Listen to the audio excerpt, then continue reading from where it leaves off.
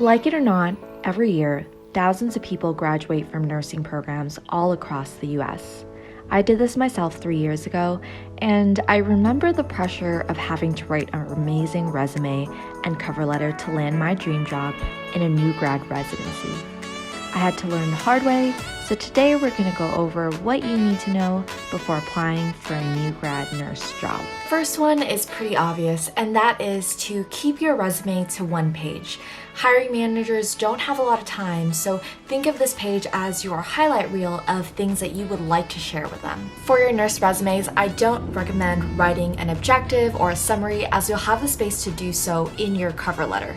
Instead, here's what I think you should do. Step 1. Write your education at the top of your resume stating where you went to school, and GPA is optional if you would prefer. Step 2, put down all your clinical experiences ranging from the most recent to the least recent at the bottom. You're going to state which hospital it was in, what unit, how many hours were spent there, and what quarter it was in. Once you've listed the two most important things at the very top, then you are free to list out your work, volunteer, and leadership experience in the order that you think would most help you. Personally, I wrote my work experience right underneath the clinical experience because I did have some nurse aide experience, and then I wrote leadership and volunteer right underneath that because they weren't necessarily pertaining to nursing specifically. Below that, I would write down my certifications and skills. So for certifications, I wrote down BLS and ACLS, and for skills, I wrote down that I was proficient in using CareConnect, as well as that I could speak conversational Spanish. Two very important things to note on my paper. One is that I bolded the experience that I wanted them to see.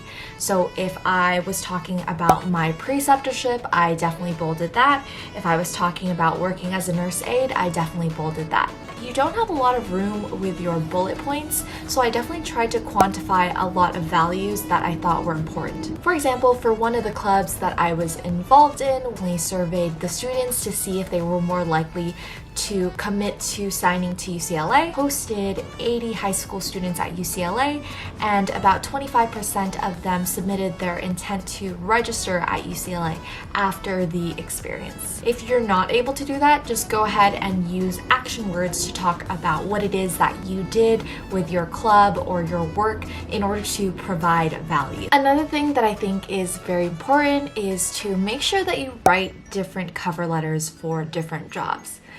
Guys, when I was applying to places, I was like, why am I going to write different cover letters for different jobs when I'm trying to seek out the same thing at different hospitals? But I realized that while making a template can be helpful, if you forget to delete and put in a different name in any of these spaces, then you might be screwing yourself over. If you're trying to write a letter to USC and it says, "Dear person at Cedars-Sinai," then you are ruining your chances. While you can cut and paste different parts of your essay to fit these different cover letters, it's important that you highlight why you want to be at this hospital, why you're a good match for that specific hospital, versus trying to cookie cutter everything for one hospital. I definitely recommend breaking up the cover letter into different sections.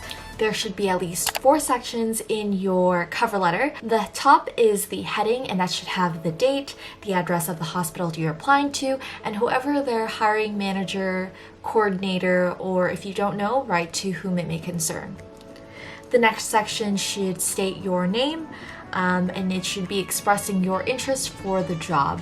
And then you can talk a little bit about either how you found the job or why you think you're a good candidate or a good fit for this job. The third section, you can talk about a little bit more about your backstory, story of why you became a nurse or why you really fell in love with this hospital, and if you feel like you're a good fit for this hospital.